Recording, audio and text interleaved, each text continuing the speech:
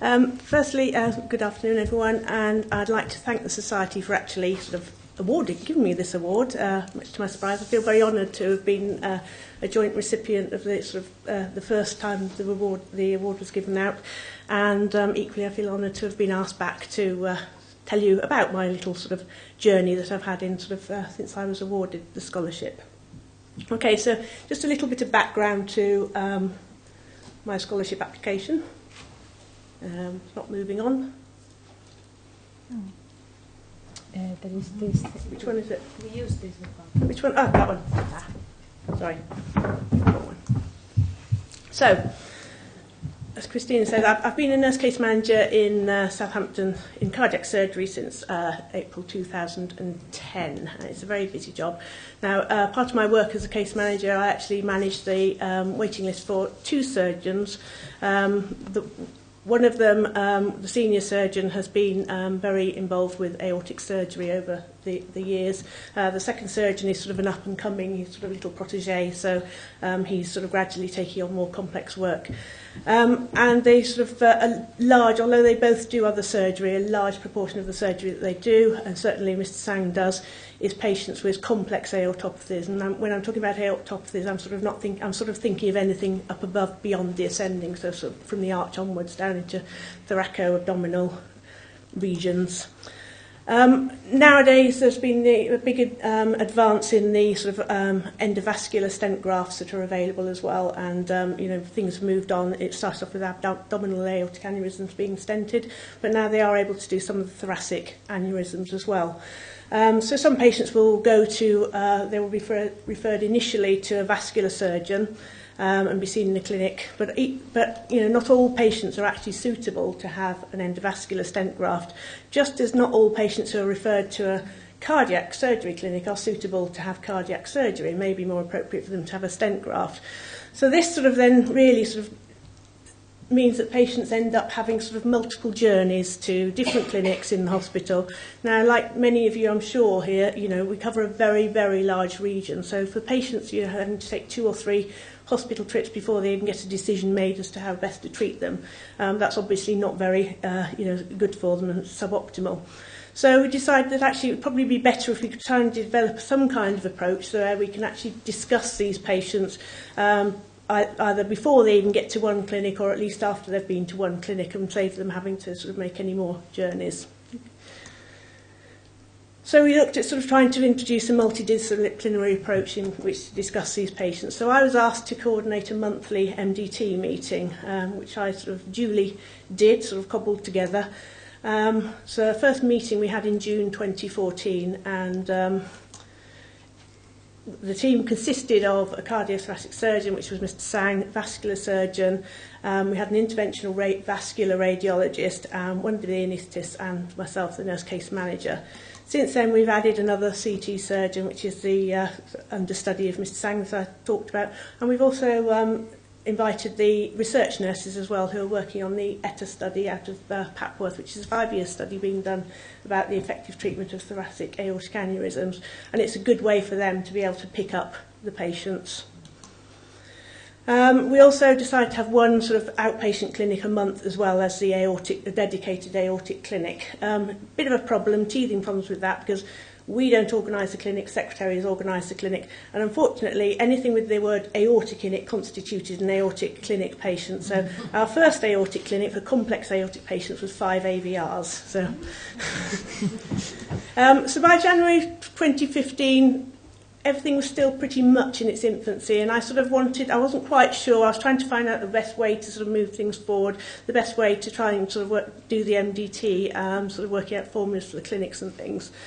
As my knowledge expanded, as I was going to all these MDTs and things, actually so did my interest. And I by default became interested in aortic surgery, but actually over the years I have found that it's something I really enjoy. I make no apology for the fact that I'm a very nursey nurse. I like to talk to patients. I like to spend a lot of time with patients, and these patients are the sort of people who need a lot of input, and they need a lot of talking to, and someone that they can talk to about their concerns and about the huge procedures that many of them are undergoing.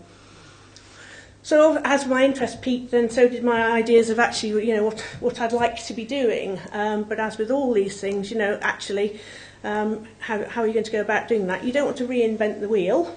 So the best way is actually to go and look at what other people are doing. Now, I've sort of been lucky enough to be able to get to society meetings for the last few years, and I've been to EAC. So I've actually been able to do a bit of networking, which means I have met people. So I had an awareness of stuff going on in other places that I felt, actually I'd like to go and be able to visit some of those places. But the problem is time and cost. As I'm sure you're all aware, it's really difficult to get any help to do any of these things and to try and fit in the time and to try and arrange visits, and then you then have to fund it yourself. Which is at which point a certain Mrs. C. Bannister emailed me from across the office about fellowship and said, you might want to give this a try. First thoughts were, haven't got a hope in hell of getting that.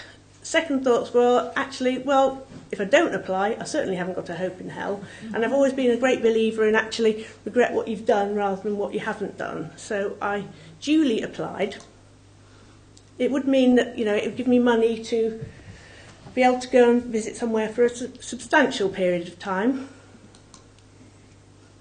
And then in which case you can get a much broader view. People can put on an act for a day if you go and visit, and you can see how wonderful it all is. But actually, they can't keep that up for 2 weeks. So it's better if you can go and visit somewhere for a prolonged period. And you can see all facets of the service in a good amount of time without being bombarded by information. So my application was made in order that I wanted to sort of look at the multidisciplinary approach to aortic work, basically. I was interested in the roles that personnel played in the various meetings and the process, and of particular interest to me was a role of an aortic nurse specialist. So, if you're going to be given a fairly, not insubstantial amount of money to go travelling somewhere, to go and have a look at something, you might want to think, check out the state of surgery in the Maldives, go to the US, go to Australia, go to some nice little European city of culture. Not me. I had my sights set much higher. I went to the epicentre of aortic surgery in the UK. I particularly like this sign because I'm not quite sure why they've written Christ on it. And there's a funny crumpled, huge cigarette butt down the bottom of it as well. So this is a sign that greeted me every day. So I made my application, and much to my sort of surprise, I got it. So the reasons why I chose Liverpool were basically, it is the largest single-site heart and chest hospital in the UK with a dedicated aortic aneurysm service. Now, that includes having a 24-hour on-call service. They have surgeons who are part of an aortic team, and they manage all the aortic emergencies.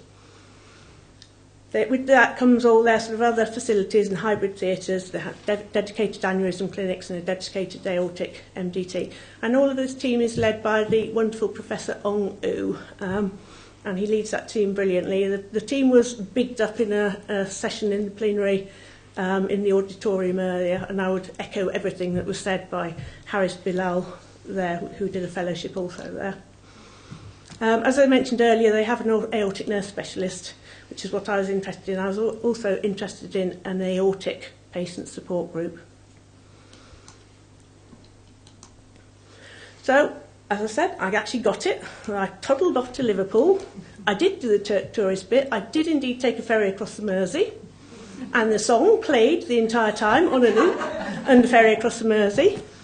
I saw Paddy's Wigwam, as it's known locally.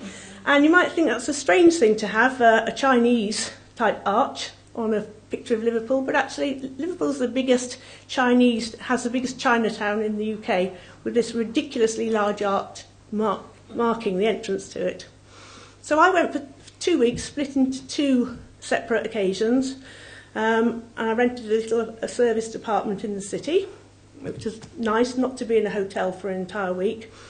And I sort of went to the hospital, and what I did there, I spent time on the wards. I went round the wards. I went on daily ward rounds. I worked with Tracy, who is the aortic ANP. That's the only picture I'm allowed to show of her, because she thinks she looks professional in that one and didn't in any of the others. So I was given permission that that was the one I can use.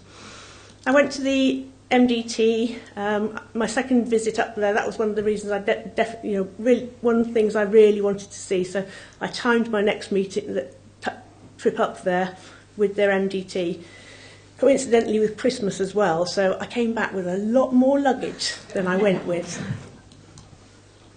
I also went to theatre a lot. Now, my job doesn't involve me going to theatre, but for me it was a huge help because actually I saw a lot.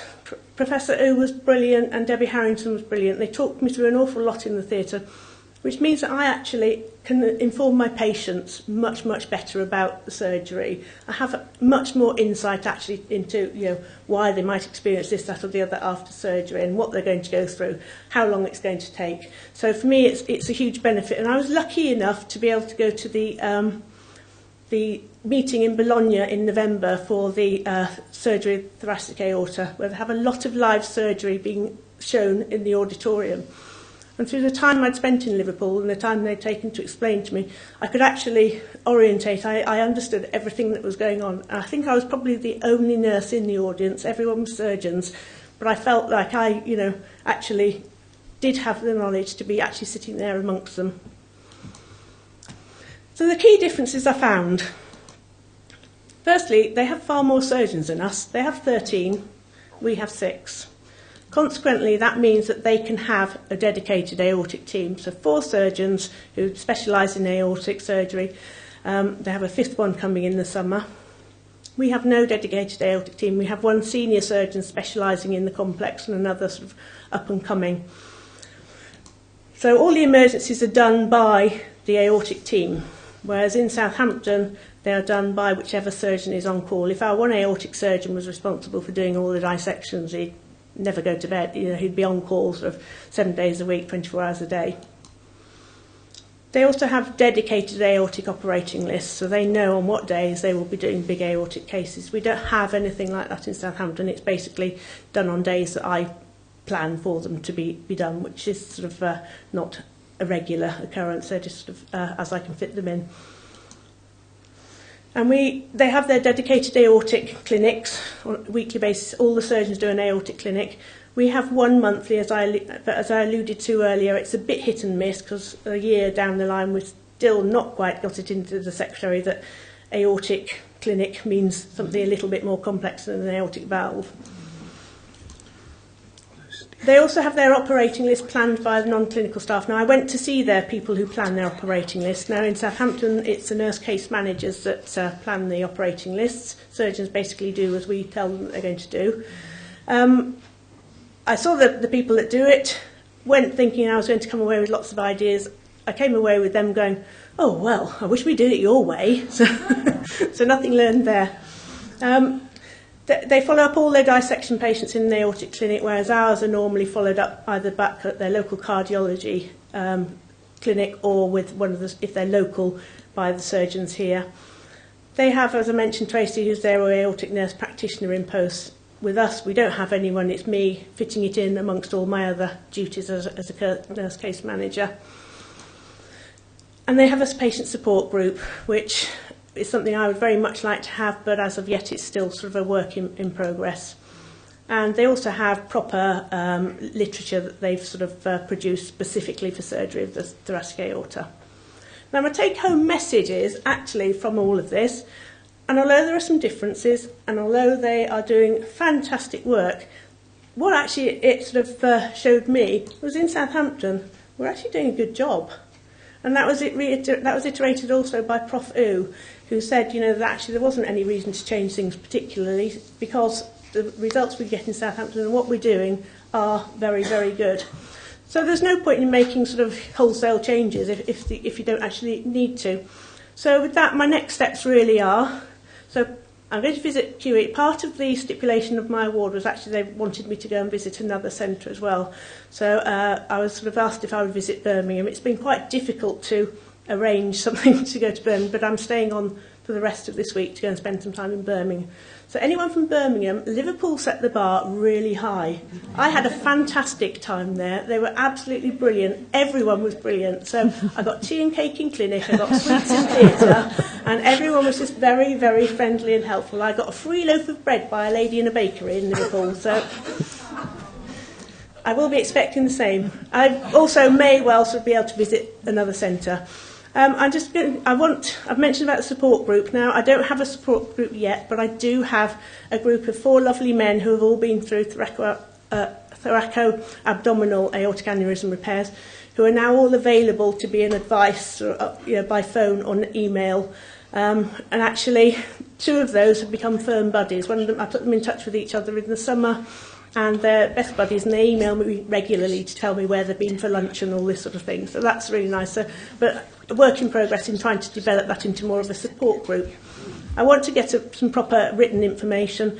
I've made myself up a little bag of aortic stuff that I take to clinic, and I can show patients diagrams and I can show them the graphs that are used, but I need something properly, some literature. I want to get involved with the acute dissection patients. I think we're missing a huge trick on these. They don't really get any sort of support, and for many of these patients they're young, they're in their sort of 30s, 40s, they've had to them, what has been a near-death experience, and that's actually can be quite traumatic to them. They then don't get followed up in a sort of an aortic clinic, and actually a lot of these patients, if they've had one dissection, they're very likely to go on and develop other aortopathies and have further dissections further down the aorta.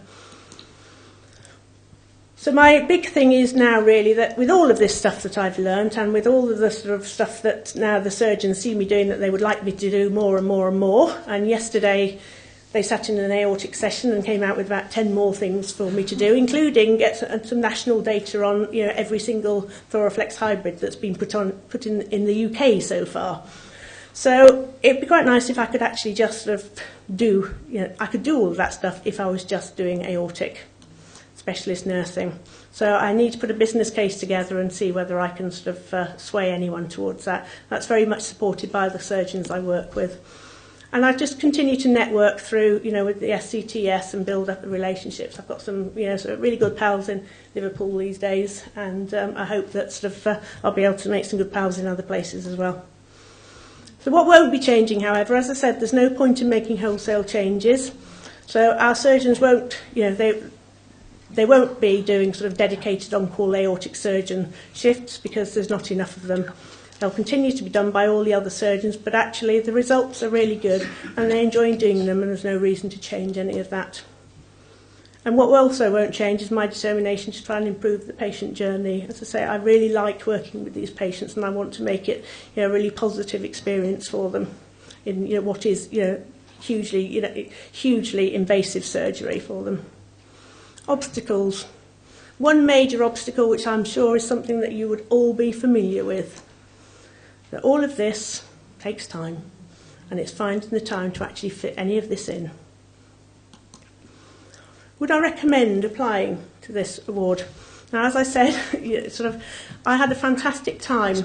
I didn't necessarily come and sort of away thinking I've got to make any huge changes, but I'd certainly recommend, because even if you go away somewhere and come back and think, actually, we're okay, we're doing a good job here, that's good. And to be able to go somewhere and spend a good amount of time is brilliant. And nurses and allied health professionals get so little in the way of funding and support to be able to do these things. So I was really saddened when I heard from Chris and Tara that no one had actually applied this year for the award. So I'd urge all of you, if you have anything that is actually, sort of burning in your mind that you would like to actually sort of look into further, but think, you haven't got the time or the resources to do it, apply for this award next year. And, it really is worthwhile. Just one little bit of important advice. When you make your application, your management are asked to sign to say that they'll support the time. They'll support you in your study, in your fellowship. When you are successful, they then sign again to say that they will support you with your study time. My advice to you would be to get that signature in blood. Because mine actually reneged on the offer, and it then actually took quite a bit of sort of cajoling for them to let me go and half the time. And in the end, it was a compromise of me having some study time and doing the rest in my own time. And just a final slide. As I said, I was lucky enough to go to the meeting in Bologna. That's our little aortic MDT team on the left. On the right is how every aortic MDT should be held, I think, and a nice little pavement cafe. The beers hadn't quite arrived yet, but they were actually on their way. So that's my future vision of MDTs. So thank you very much for listening. It's been very enjoyable experience, and I'm happy to speak to anyone if they have any questions. Thank you very much, Emma. It was very inspiring.